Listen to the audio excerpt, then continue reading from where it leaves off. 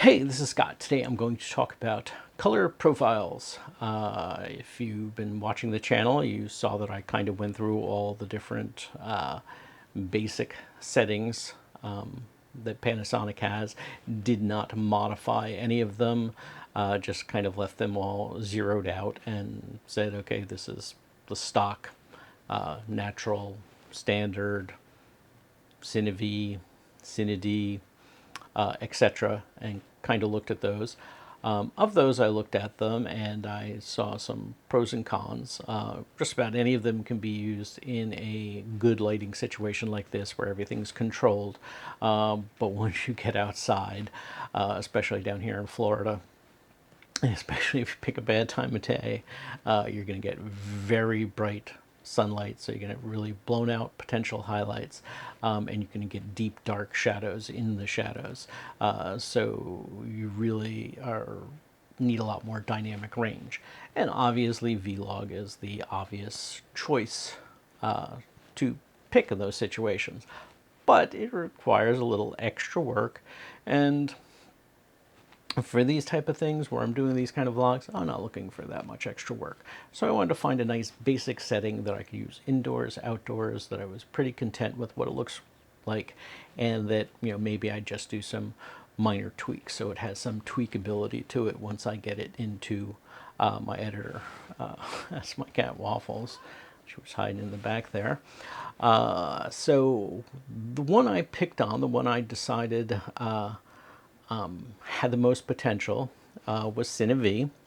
So I took cinev and then I kind of modified it and tried to bring it more into what I was accustomed to.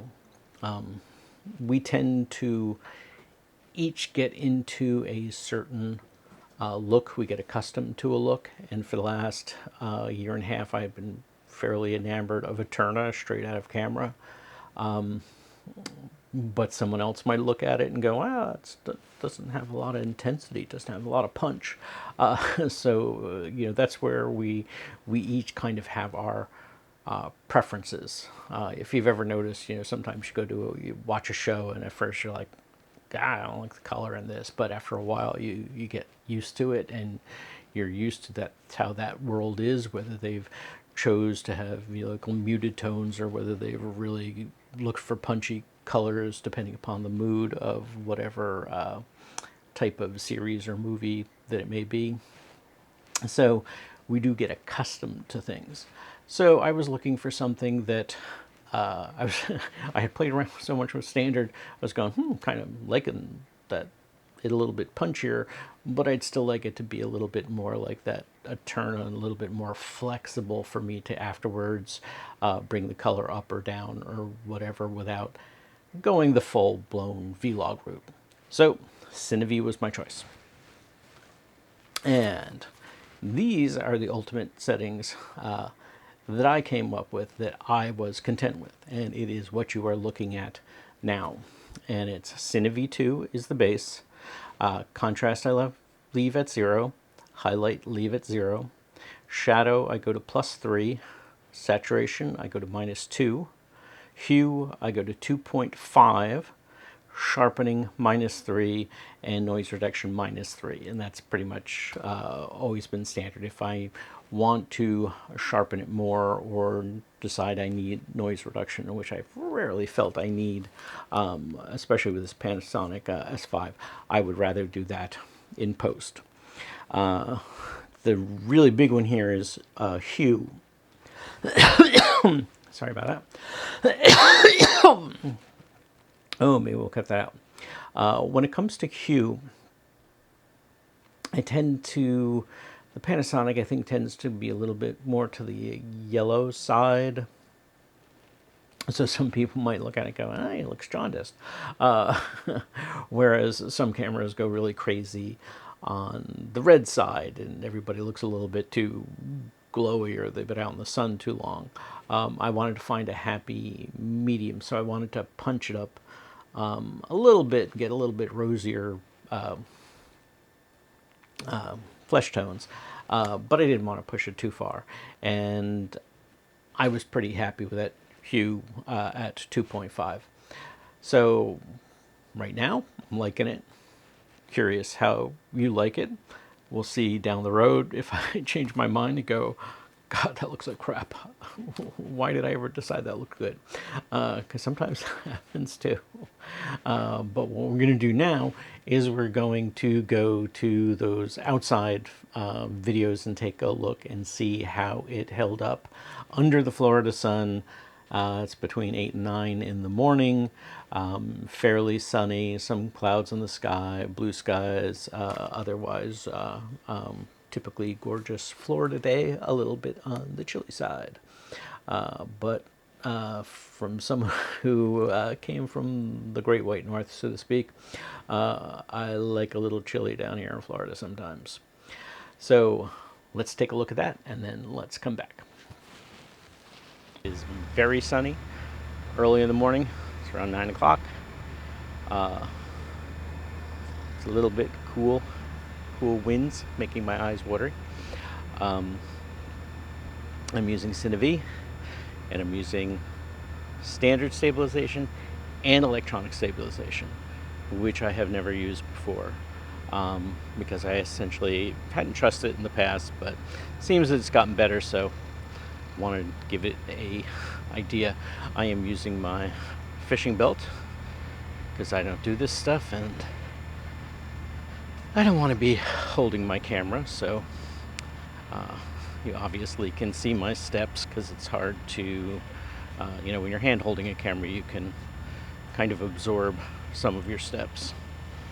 And now we go into a shady area, and as you'll notice, the Panasonic is slow to adjust exposure, but that tends to make it smoother, so I don't find it to be a bad thing.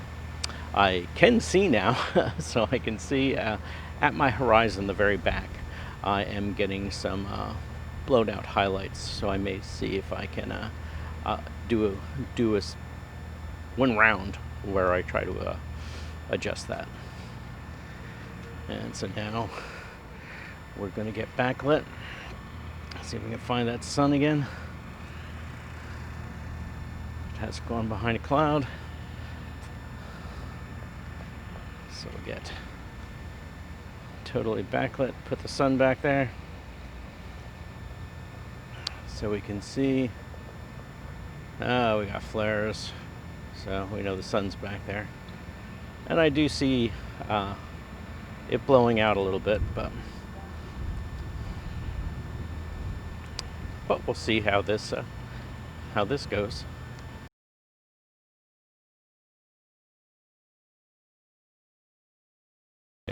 So I'm doing a test, and this time I am using electronic image stabilization along with regular stabilization, which I have never done before because I just don't trust the electronic stabilization from my experiences in the past, but that was years ago, so I ought to give it a try. Let's go into some shaded areas. I am letting the camera adjust shutter to make up for things. In fact, I am letting it do shutter and ISO. I had to double check to make sure.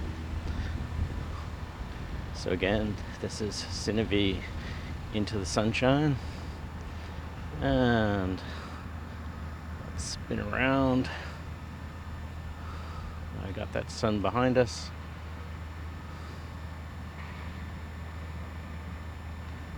And best of my knowledge,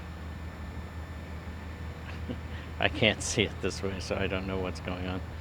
Okay, well, hopefully I got some direct sun behind there. So see how that goes. I don't have myself quite centered here, but that doesn't matter.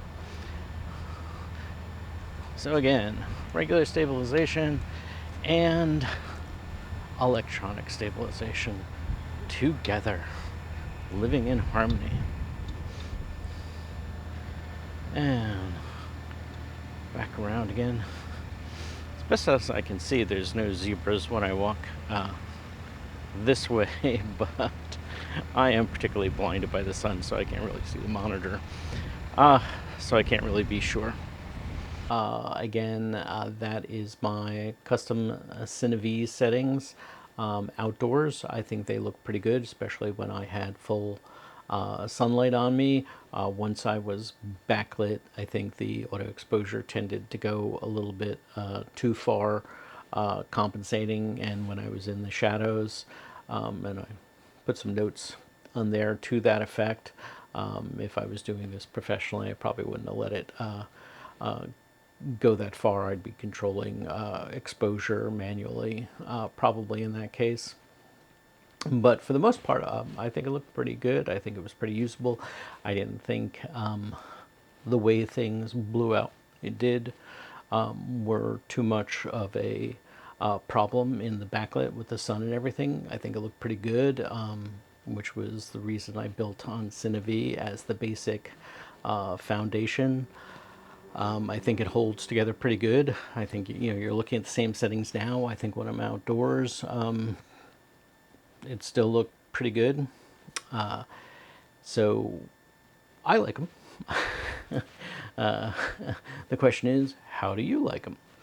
Now the other thing I'm going to show you here is I did a picture of a standard setting and basically a frozen frame of standard and a frozen frame of these cinev settings next to each other, just to show you how much different they are when you're looking at essentially vegetation or background.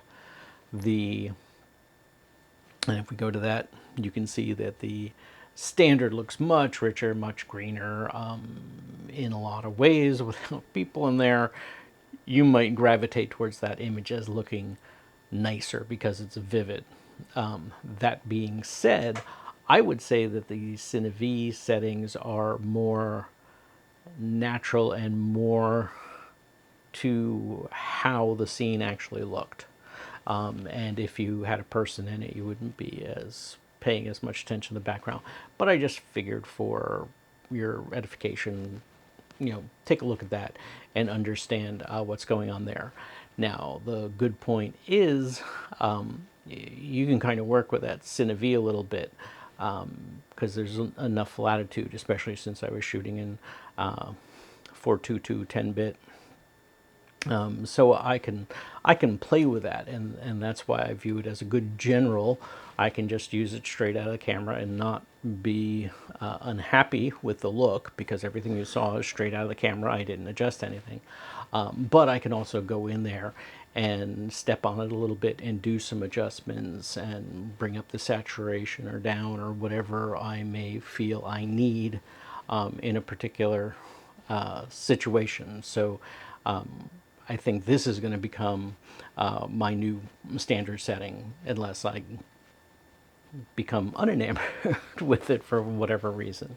Because like I said, depending, one day you look at something, you like it, next day you look at it and go, what was I thinking? So again, I hope this was informative for you. I hope those settings might be a good basis for you to work on settings for yourself, or feel free to use them just as they are. Again, I do this for myself, but it does take a little bit more effort for me to present it to you guys to hopefully help somebody else out there who maybe has even less experience than I do in trying to decide how to get the most out of your Panasonic camera, or for that matter, any camera. So take it for what it's worth. If it has been helpful to you, it would be great if you would buy me a coffee or give me a small donation down below, or at least please subscribe. If I can get more subscribers, then I can get to the point of adding on affiliate links, and they'll no longer be shaking my tin cup at you. Although the advantage is I have no reason to shill for any product. Anything I show you and I sit there and say I like this, it's because I truly like it, and not because I'm trying to get you to hit some link so that I make a few pennies.